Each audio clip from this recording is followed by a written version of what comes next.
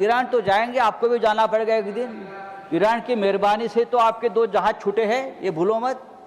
देश में गैस का भीषण संकट चल रहा है, लोग चिंता में है, लेकिन देश के प्रधानमंत्री चुनाव रैली में बिजी है। चीन और अमेरिका की जनता इस वक्त एलपीजी सिलेंडर के कतार में खड़ी नहीं है, भारत की जनता खड़ी है। कोणार्क इंफ्रास्ट्रक्चर लिमिटेड की जानिब से अहले इस्लाम को ईद उल फित्र की दिली मुबारकबाद। खुशियों के इस मौके पर अपने आसपास सफाई रखें और सफाई करने वाले मजदूरों के साथ ताउन करते हुए कचरा घंटा गाड़ी में ही डालें। शुक्रिया। देखते रहिए the prime news Abdul Rahman के साथ।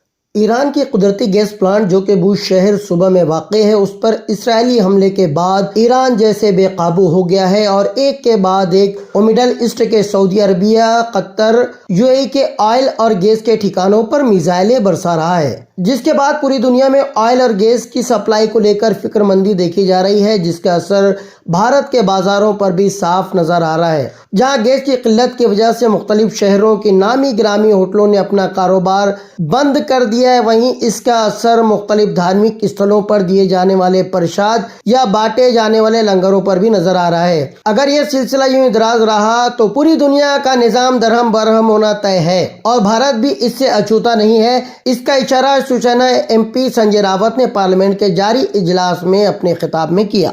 ये तो चर्चा है, पूरी चर्चा एलपीजी गैस के शॉर्टेज के इर्द गिर्द की घूमी रही और ये बहुत चिंता का विषय, गंभीर विषय है। मैडम बार बार वहाँ से कहते कि सब कुछ ठीक है, गैस की कोई शॉर्टेज नहीं है, लेकिन बाहर जाकर आप देखिए क्या परिस्थिति है। अगर आपको देखना है तो आप काशी में जाइए। ईरान तो जाएंगे, आपको भी जाना पड़ेगा एक दिन। ईरान की मेहरबानी से तो आपके 2 जहाज छूटे हैं, ये भूलो मत। काशी में 35 साल से चल रही अन्नपूर्णा मां मंदिर की रसोई बंद हो गई है।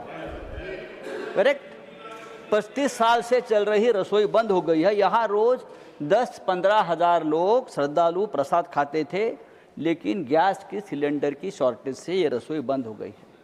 महाराष्ट्र में शिरडी में प्रसाद के 2 लड्डू देते थे, अब सिलेंडर नहीं है तो 1 लड्डू देने लगे हैं और जो प्रसाद की थाली है वो भी उसमें कटौती की है। मुंबई में दर दिन 20 लाख वड़ा पाव बिकते थे, लगभग 20 लाख वड़ा पाव ठेले पे बिकते थे। अब गैस की किल्लत की वजह से 5 लाख वड़ा पाव बिकने लगे हैं, क्योंकि बहुत से ठेले, ये रोजगार का विषय है मैडम। हर ठेले से मंथली वो ठेले वाले 10,000, 15,000, 20,000 कमा लेते थे। और बात ऐसे, देश में गैस का भीषण संकट चल रहा है, लोग चिंता में है, लेकिन देश के प्रधानमंत्री चुनाव रैली में बिजी है। वो इस वक्त दिल्ली में चाहिए थे, ऑल पार्टी के साथ मीटिंग करनी चाहिए थी। सर, देश की अर्थव्यवस्था की बात अगर हम करते हैं तो हम हमेशा कहते हैं कि देश की अर्थव्यवस्था अब सुपर पावर बनने जा रही है। चीन और अमेरिका के बाद सुपर पावर हम बनेंगे, लेकिन चीन और अमेरिका की जनता इस वक्त एलपीजी सिलेंडर के कतार में खड़ी नहीं है, भारत की जनता खड़ी है। भारत की जनता खड़ी है। भारत का रुपया लगातार कमजोर हो रहा है, महंगाई बढ़ रही है, युवाओं को रोजगार नहीं मिल रहा है, किसानों की हालत गंभीर है। महाराष्ट्र में 17 किसानों ने किडनी बेचकर, महाराष्ट्र में 17 किसानों ने, मैडम आपको मालूम है, 17 किसानों ने कर्ज चुकाने के लिए अपनी किडनी बेची है। अहिल्यानगर में, विदर्भ में 17 किसानों ने, रिकॉर्ड पे है। हाँ, इन्वेस्टिगेशन हुआ है, महाराष्ट्र के विधानसभा में चर्चा हुआ है, सरकार आपकी है।